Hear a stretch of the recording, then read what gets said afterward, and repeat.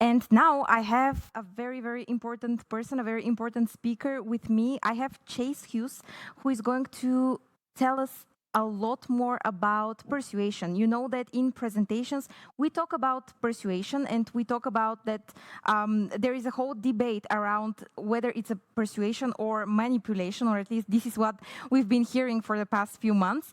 But the title of his session is Extreme Persuasion. So I will just let that sink in because we're not going to be talking about simply persuasion. Who is Chase Hughes? Well, as I mentioned, a very important speaker for us. He was on our podcast and actually shared a very interesting fact. He mentioned that he calculates the numbers of your blinks to know how engaged you are. So during his session, I will try not to look that much into the cameras just so that I don't screw myself. So Chase is the leading behavior expert in the US. So Chase, hi and welcome. Hey, Eva, thanks for having me very much. It's an absolute pleasure to have you, and we are super excited about what you're going to share with us. So I'm not going to waste more time. The stage is yours. Thanks. Well, my name is Chase Hughes. I spent most of my life obsessed with human behavior, and this came from a point of interrogation. How can I get a person to confess or provide intelligence, which is basically talking a person into doing something that might not be in their best interest. Later on, as I was getting out of the military, somebody approached me who was a therapist and said, this stuff has incredible application to produce rapid behavioral change in therapy and in sales or in emergency, like crisis management. So I never understood until that day that this stuff would ever apply outside of a military or intelligence application. So what I'm going to talk to you about today, I hope will be absolutely fascinating. And I hope all of these things are tips and tricks that you can immediately apply, and some of these that might develop over time. But before we get into anything, I want to talk to you about the one thing that you're actually persuading. We're not persuading people. We're not really convincing anybody to do anything or make a decision. What we're really doing is manipulating or controlling electricity or chemicals. That's all there is. All we're really talking to is a 3-pound sack of meat called the brain that sits inside of somebody's skull. A fun fact, the brain is the only thing in the universe that we know of that named itself. So, what's inside of our brains? So most of the time, we tend to think of it as one thing, but a good model, and of course, models are always a good way to look at things, but hardly ever extremely accurate. A good model or way to look at this is what's called the triune brain theory. And that over the millennia, the millions of years that we've been evolving as creatures, we've first developed this thing called the reptilian brain. And the reptilian brain does basic survival stuff. It keeps us breathing. It makes sure that no matter how forgetful you are, you're not going to forget to make your heart beat or to run your digestive system or your circulation or hunger or thirst. Then we have the mammalian brain that's just a little bit bigger. It kind of developed right on top of this thing. And the mammalian brain is a little higher emotional function. It does with a little bit of cognition. And then we have the neocortex, or the human brain, the thing that makes us able to ask questions like why. That's the biggest thing, because the why is what really separates us as human beings and as higher primates. So with this evolution of our brain, we tend to make our emotional decisions and our non-emotional decisions down in the mammalian part of our brain. Now, I want you to remember something very important here, that this animal part of our brain makes about 90% of our decisions. And the top part, the neocortex, the new part of our brain that's recent, takes the credit. So if you ask somebody why they made a decision to attend a seminar, Why did they like a speech? Why did they go buy a brand new flat screen TV? You're going to get a response from the human part of the brain. That's the logic side of the brain. But the animal brain is what really makes the decisions. And the interesting thing about the animal brain is that that's the thing that's been studying body language for a long time. Language, like you're hearing from me right now, is brand new to our species. In the grand scheme of things, we haven't always been able to communicate using language. Body language predated language by millions of years. So this animal brain automatically reads nonverbal signals from other people. A cool thing about this is that since it's reading those little signals, that's how we develop one thing that we call a gut feeling or an intuition about another person. The cool thing is this part of the brain can't speak English. It can't speak any language. It has no language capability. So when it deciphers something using nonverbal communication, it can't tell you, it can't send you a text message and say, hey, I saw this, this, and this, and this is probably a red flag. It can't do that. So it just gives us a gut feeling. That's the reason we see some speakers and say, something's not right here. This guy looks confident, acts confident, read all those ridiculous articles on LinkedIn about leadership and how to look confident and put on your best self, but something doesn't add up. That mammalian brain is what's giving us those little feelings. And it does that because it can't speak English. It just translates a little feeling to us down in our gut. So back in the day, as we're evolving as humans, we're living in caves and small little tribes and villages. We had a lot of stuff that kept us alive. So one good thing that I'd like you to take out of this today is that good persuasion works, and any good speech, any good TED Talk, any good presentation is persuasion. Good persuasion works because our ancestors needed to survive. And I'll break this down for you. One of the ways that we're really prone to get completely absorbed in a story is that the stories a million years ago, if grandpa comes home late at night in the tribe and tells you about how he survived an attack from a saber-toothed tiger, that's very important because that's something that could potentially save your life in the future. So when something triggers us on an emotional level, a tribal level, which is the people around us, an authority level, especially obeying a tribal leader, all of those things are very important, and they're very persuasive because they kept our ancestors alive. And I'm willing to bet none of your ancestors died a virgin. One of the things here, failure to obey an authority figure, failure to listen to something, failure to heed an emotional experience, all the way down to touching a hot stove, those things keep us alive. And keeping us alive means that we'll have time to reproduce. So all of this stuff comes together in something called the Fate model. So this was very important. So let's talk about focus just for a second here. Focus is incredibly important, but it's generated by novelty most of the time. There are some other things like threats or potential sexual partners that generate focus, but novelty is the fastest way as a speaker that you can generate a tremendous amount of focus. But let's take it back a million years.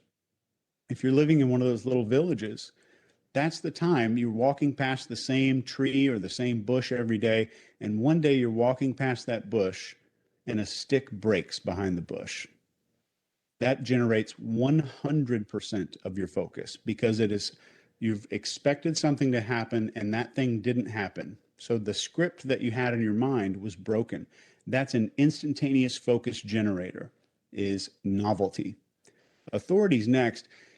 And authority just means that we are prone naturally in the base part of our brain to obey and listen to people that we view as authority figures.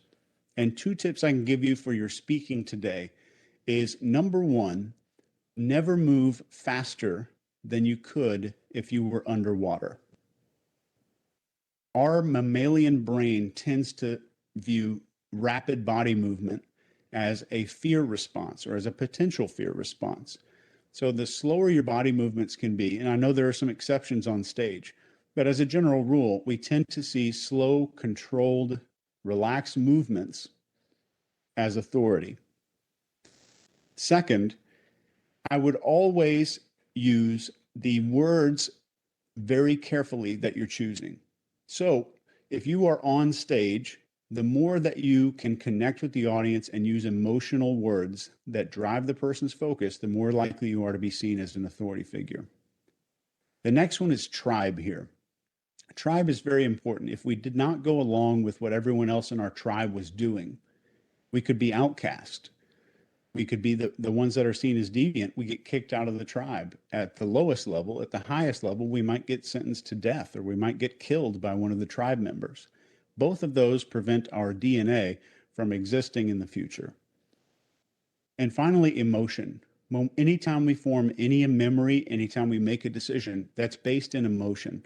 So we touch a hot stove, that forms a little memory for us not to do that again. Emotional memories from all of our lives are very, very specifically programmed in our brain to keep us alive in the future, to not repeat something or to continue to repeat something in the future. So emotions are very important to trigger in all of your speeches and all of your presentations. So we talked about electricity and chemicals are the only real things that we're learning to persuade. There's a secret third one here, and that's the genetic factor that we're learning about. If I understand tribal behavior from a perspective of looking back a million years, all of those things are still there. The brain that's in your head that you're listening to me with right now is the exact same brain as it was 500,000 years ago. Our brains haven't evolved very much at all. We have cool iPhones, we've got big flat screen TVs, but it's the same brain and it's still triggered with the same evolutionary responses as anything else. So this is the trifecta of influence here. We cause a person's memory to go a certain direction. There we cause an electrical change. We cause the electricity to go to an emotional memory or an emotionally recalled event from their own past. Now we're moving into a chemical change. Then we trigger authority or emotion, or we talk about how the rest of the tribe or other people are thinking this or doing this, and we get into the genetic factors here. So that's how that works. But I want to give you some tools that are immediately applicable today. And the first one here is called the 4 laws of human behavior, according to me.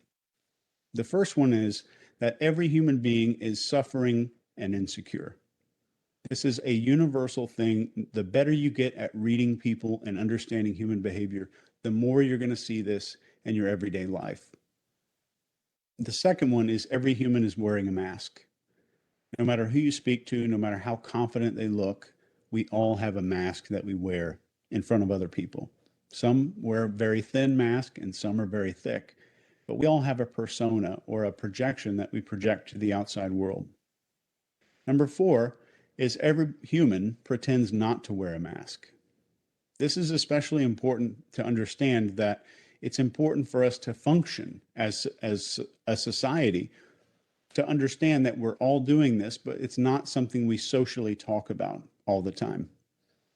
And number 4, every adult is a product of childhood suffering and reward. So as during those fundamental developmental years of our youth, what we were rewarded for and punished for growing up is typically what we grow up to be. And we stop that mental growth around 25, and it becomes increasingly difficult to change behavioral patterns after that age. I want to give you one more tool to profile people or just to see them differently.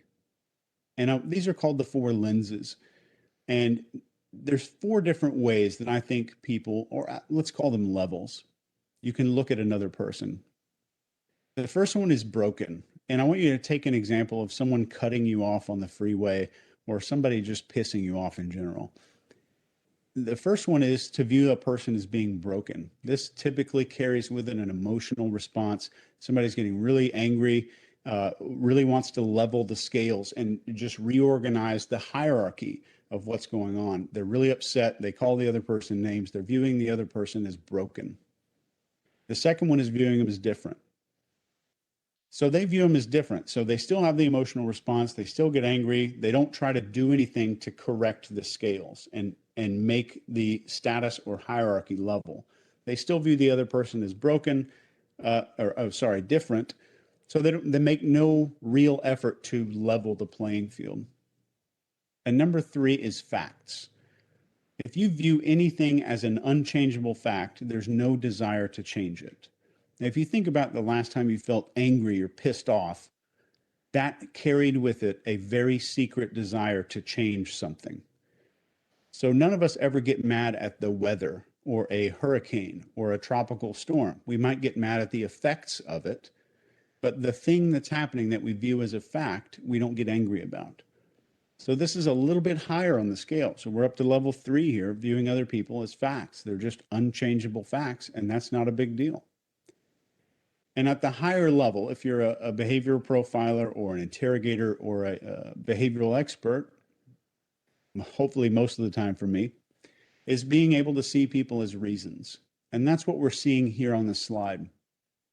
When we typically just see the person that's on the front here, we see the pissed off, angry, aggressive individual or this depressed or reclusive individual on one side. We typically don't see what's behind that, with the 4th law of behavior, that we're all a result of some childhood stuff that happened in our childhood. So as a behavior profiler, you might see someone who is angry or aggressive and instantaneously understand that there's an 8-year-old child inside of that man who made a very secret promise to himself to never be hurt again. Even if you have to make up the story, start seeing people as reasons today, and it will change your entire life. All of us are reasons. And think about the last time you legitimized or convinced yourself that something you did was right, even when you were upset. You acted like a weirdo or you did something you regret, but how did you view yourself? I'm willing to bet we're more likely to view ourselves as reasons and less likely to view others as reasons. So try to use that lens and see that with other people. And this will drastically alter the way that you interact with the world, and it will level up your persuasion skills to a very high degree. So when we talk about influence, there's a lot that goes into it, but these top 2 here, we have A and B. So we know that authority automatically triggers our brains to become obedient. This has been proven in the Milgram experiment, all kinds of different experiments, and even in real life.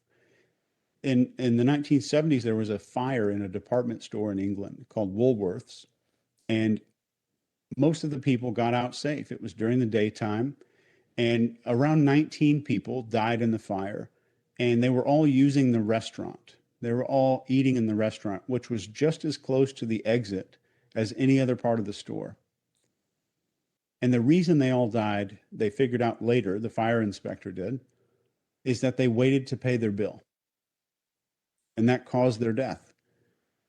And this is something that fascinated me for a while until I started to understand that authority is not just a single person. So sometimes the authority is carried by the tribe or a script that we have. So right now, I'm talking to you, maybe you're taking notes. You probably haven't been to this exact seminar before, so your brain says, this is just like college, or this is just like high school. So your brain is borrowing a script from your own past to tell you how to act in this situation.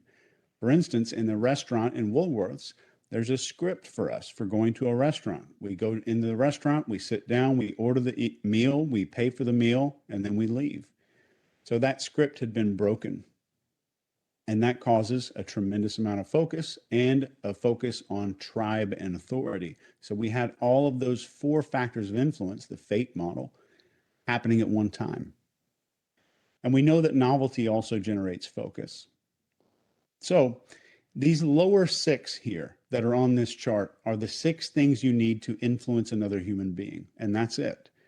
And the cool thing about this is you can pick any 3 of these, and if you level up any 3 of these factors, you'll gain a tremendous amount of influence with a person.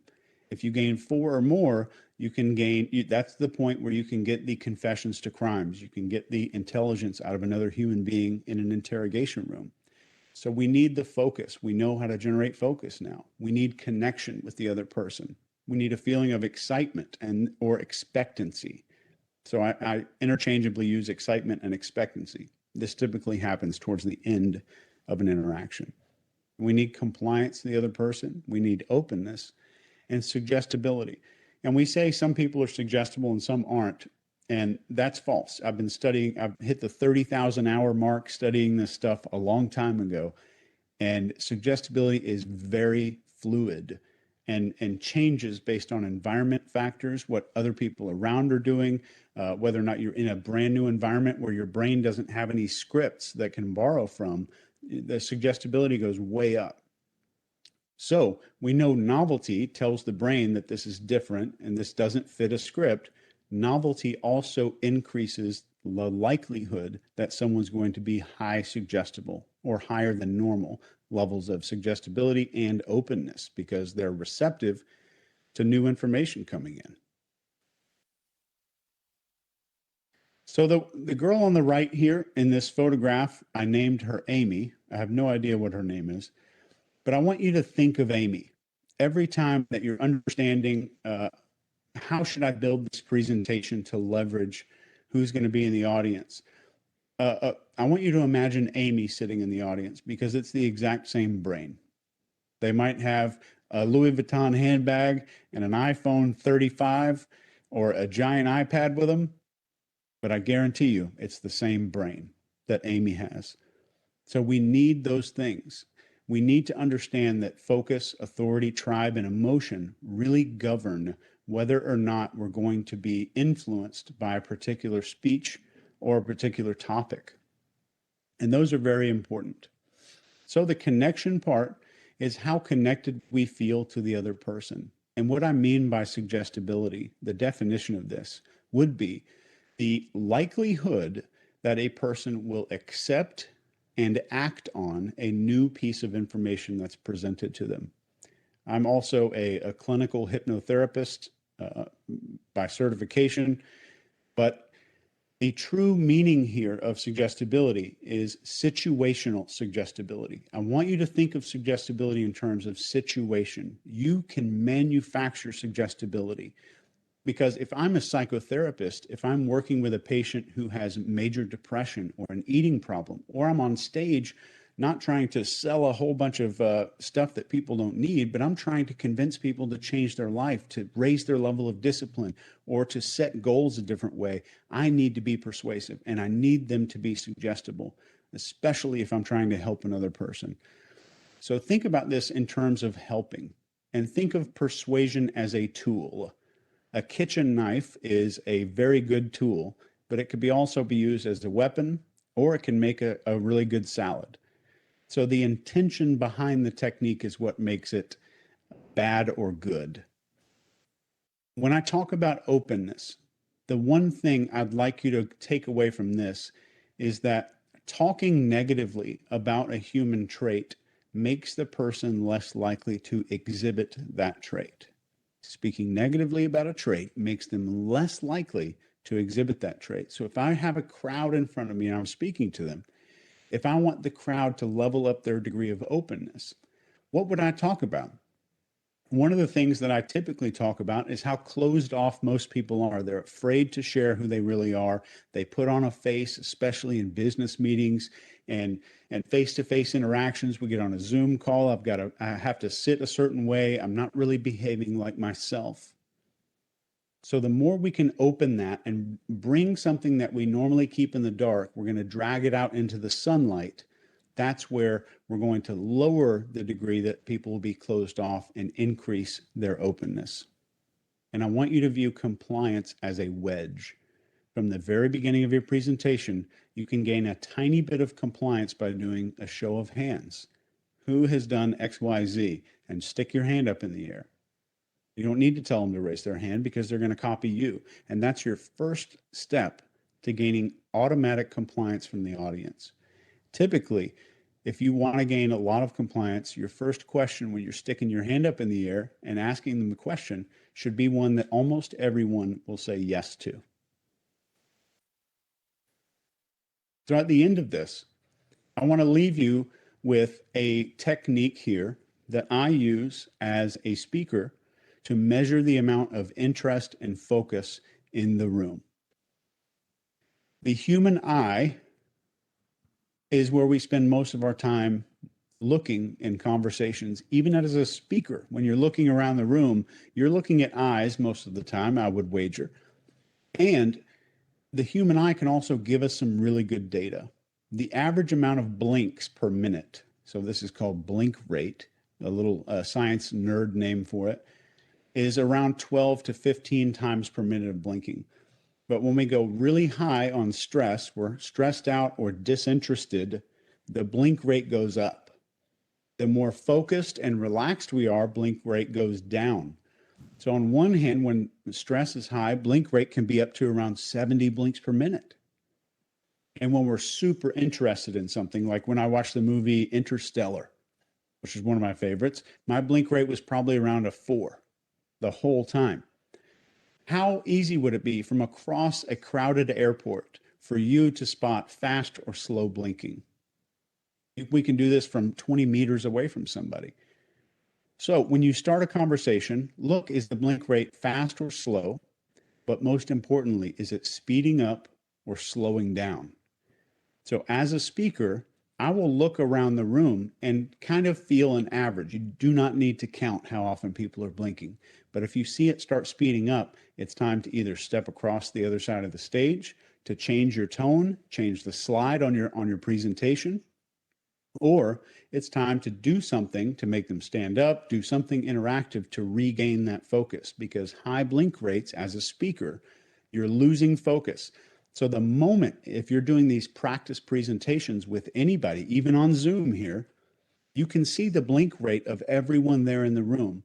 And if you're ever doing practice presentations, or you're trying to tailor a presentation to make it better, what you want to look for is low blink rates. Every time you see people blinking less often, that's an interesting topic that you need to bring with you to the next time you do presentation. So remember, focus, authority, tribe, and emotion is what really governs about 90% of our decisions. And remember, the mammalian brain makes our decisions, and the human brain takes the credit. Wow.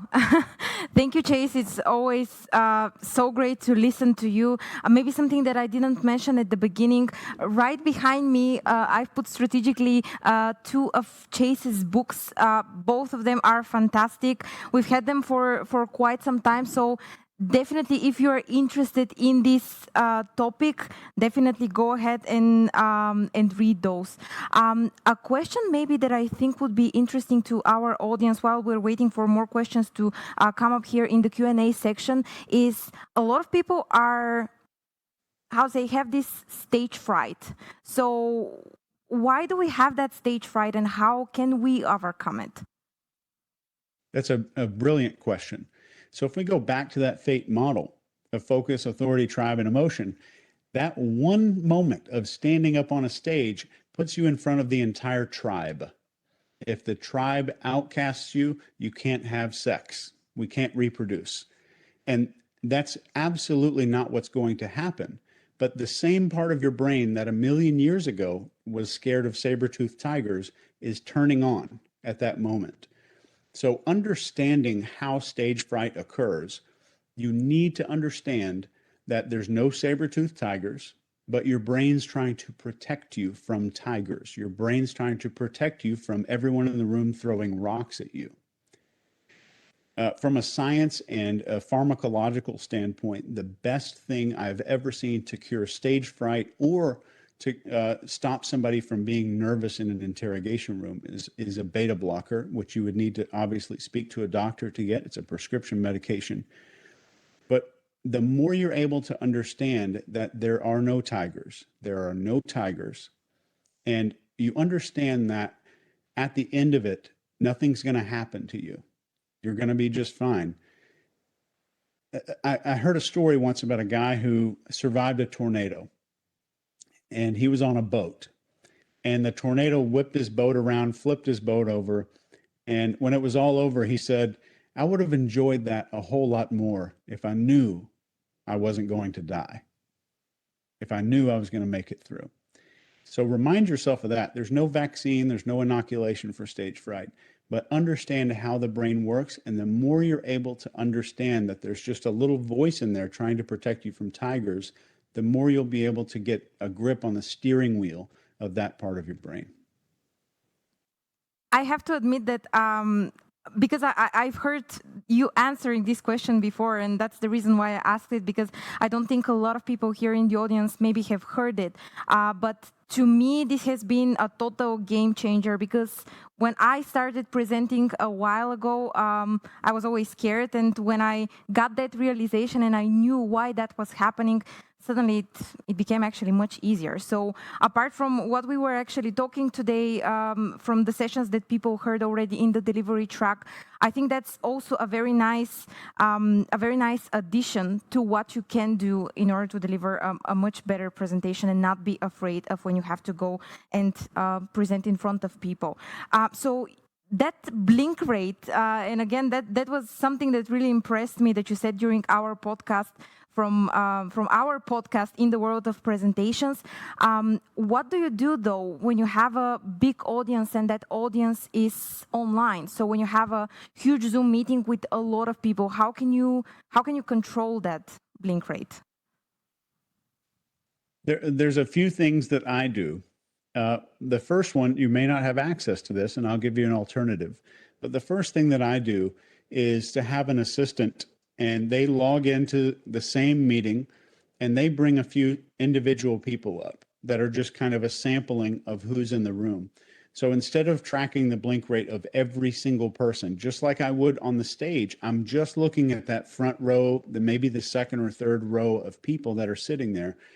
And my assistant will tell me when I have an increase or a decrease in the blink rates of that sampling of people that she has brought up on full screen on Zoom.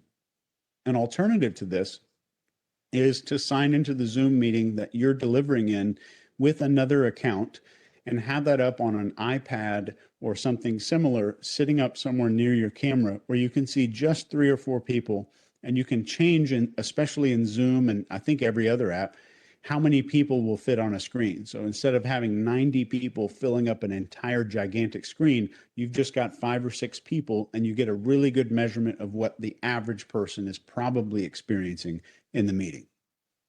We can call it a control group that you're using for the blink rates. I wouldn't have thought about it at all. So that was really interesting. We need to try that sometime.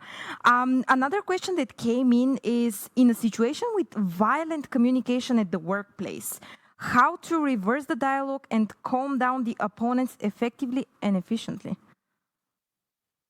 I don't know if I would have time to answer that, but I'll give you a quick tip.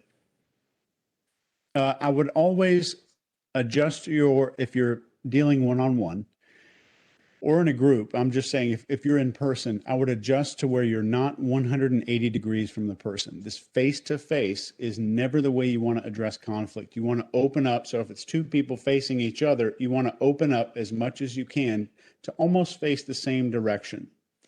And you're going to use, hopefully, a sensory word to start. You're going to say, look, Jonathan, or look, whoever, their name. I really appreciate that blank, blank, and blank. So you appreciate something, and then you say 3 things that are true. So, Jonathan, I really appreciate the way you really hold everybody together here. But it's Thursday afternoon. It's supposed to rain in a little bit. And, we're all going to be here at 9 o'clock tomorrow morning. So those are 3 things. We've all said things that the subconscious brain is going to completely agree with. So it's Thursday, it's going to rain tomorrow, we're all coming back here tomorrow morning, and it would be really great. Of course, it's your decision. That's the key point. You don't want to tell them to do something. So the brain's going to take credit. You want them to take the credit for making the decision. So when we tell people to do something and they react the opposite way, that's called reactance. If you want to Google that later, reactance. And we want to present it to them as if it's completely optional. Of course, this is absolutely your decision, but maybe we could do blank. Okay, that's definitely an interesting overview of the situation. But if you have to, how do you differentiate a liar from a nervous person? I think the best way to do that is through questioning. So and it really depends on context. If I'm asking whether or not someone murdered another person, the behaviors are going to be very different than if I'm asking, is this certification from Harvard University authentic, or did you make it on PowerPoint? So the stakes really make the difference. But if you want to increase the likelihood that you'll see deception indicators that I write books about and the Mark Bowden write books about, and we talk about it on our YouTube channel called the Behavior Panel, the stakes matter. So you can raise the stakes by saying, please think really carefully before you answer this question. So give them time to think about it, but it also lets them know there might be, I may need to come forth and be honest here, but we're increasing the nervousness associated with being deceptive in this case. So stress and deception are very similar. There's no body language. You will guaranteed you're going to see articles on the internet how to spot. Here's 6 body language signals of deception. There is no body language for deception. It doesn't exist. So we're seeing stress and understanding it from a contextual basis and a speech recognition basis. Oh wow. Okay, so for a minute there, I felt like I'm in an interrogation room. So I hope I don't go in one with you. uh, but other than that, what would happen if your, for example, counterparty calls you up on a technique you are using and says, okay, I watched this seminar during this conference and I know what you're trying to do and it's not working. So how do you recover from that? I don't think there would be any recovery necessary. That would be the equivalent of I read How to Win Friends and Influence People, and that book tells you to shake people's hands firmly, and you just shook my hand firmly. So that's a technique that you're doing. I mean, you also smiled a little bit earlier, which is another persuasion technique. So a lot of these things that are like best practices are not techniques. They're just what good presenters do. They're what good communicators do. So I would say being called out on something would be someone saying, well, look out for that guy. Be on the lookout for those really good communicators. And having said that, all of these all of that advice and tips you're giving us, can you think of a situation where these have helped a presenter? And if you can share their story, what changed for them after that? I did coach a presenter. I've only coached 1 or 2 in my life. That's not what I do. But I teach interrogation, and interrogation personnel are presenters. They're presenting usually to an audience of 1, but they are presenters. And a lot of the presenting that we do is our work day, talking to the boss, getting hired for a new job, going to a job interview. That's all presentation. And I worked with one client who had an issue that he couldn't figure out. He had his slide deck was great, his stage presence was great, and I went back and watched some of these things and noticed that he would ask for approval from the audience. So he would wait until the audience laughed or nodded or continued, which lowered his level of authority. And this changed him. I think he was booking. He was a keynote speaker. He was booking at, I think, 3,000 an hour, and I think he's at 26,000 an hour now. So just this making small changes into how you deal with people and how confident you are in yourself. And confidence is, I would dare say, one of the most important, if not the most important thing. And if I could sum up confidence in just a couple of sentences here, it's knowing 100% down into your bones, knowing that you're going to be okay. And the second part, understanding that everyone else, because I know if you're a speaker, you feel like you're faking it. I know you feel like you're faking it because everyone feels like they're faking it. So you understand everybody else feels like they're faking it too. And that's fine. And you're going to be fine. You'll be absolutely fine. Okay, that's definitely a sentence I would remember. Okay, so we have time for let's say two more questions. I have one here, which is around. Can you share some good practices for building credibility in an audience with higher authority and experience than you? Because that's often something that happens to people. Yeah, so I think the credibility that I use is background and things like that. I just, even getting on a Zoom call with Dr. Phil, even Dr. Phil was nervous to talk to me. But a lot of people don't have that. I mean, most of you guys are not interrogators. So I would say the credibility comes from your level of personal confidence in yourself. The first time that an audience sees you, they will determine whether or not you have been accepted by other tribes. So we're going back to the fate model. Have other tribes seen this person as an authority figure? What data do they have to go off of? The only data that they have to judge whether or not you are a respected authority is how you behave. That's going to go down to how you use your language, whether or not you're saying ums and uhs and filling gaps, whether you're moving really quickly, you have rapid body language, your blink rate is up, you're approval seeking, you're doing this eyebrow flash thing as you're trying to get people to agree with you. And that all comes down to confidence. And when you think about confidence, I want you to replace the word confidence in your head as a speaker with comfort. I'm comfortable. And just make a replacement. Just try that on for a few speeches. So they will determine whether or not you're an authority figure by how you behave. And if you're completely comfortable behaving like it, their brain is going to say, well, I guess everyone else must treat them like an authority figure. The only data that they're going off of is maybe some crap that they saw on YouTube of you, but your behavior right here in the moment is what's most important, because that is what they're going to look at to say, this is a authority figure. This is maybe not an authority figure. Maybe for an end, what would be, let's say, 3 tips from you that will make a speaker more comfortable? What would you do, and what are maybe some techniques that you use to feel comfortable in a situation? A lot of times, just remind yourself. So, number one, take the phrase, there are no tigers. Put it on a post-it note, keep it next to your Zoom camera, keep it up on the podium where you're going to be talking, and continuously remind yourself that there is a part of your brain that's freaking out, is trying to save itself from a tiger.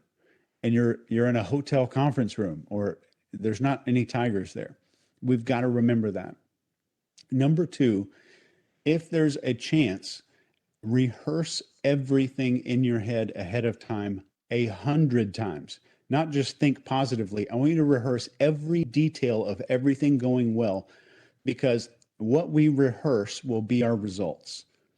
And that has been proven so many times. Even they did an experiment with a basketball team, and half of them shot free throws for 1 hour. Half of them sat in a room for an hour and just imagined throwing free throws.